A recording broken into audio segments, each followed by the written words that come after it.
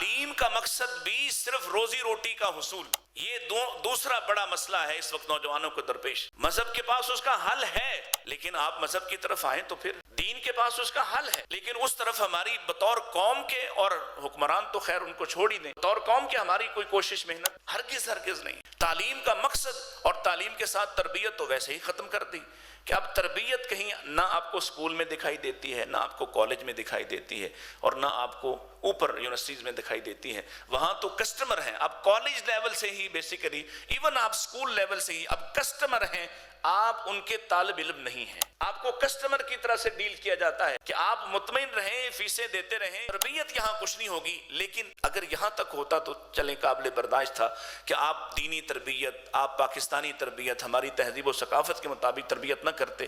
الٹ یہ ہوا کہ پیسے ہم دیتے ہیں اور ہمارے ہی بچے کو ہماری ہی تہذیب کے خلاف کھڑا کرتے ہیں، ہمارے ہی بچے کو ہمارے ہی پیسوں کے حصول پر، ہمارے ہی پیسوں کے زور پر اسے ہمارا دین دشمن بناتے ہیں۔ یہ جو اس وقت ہمیں انڈسٹری کے طور پر کھا رہے ہیں۔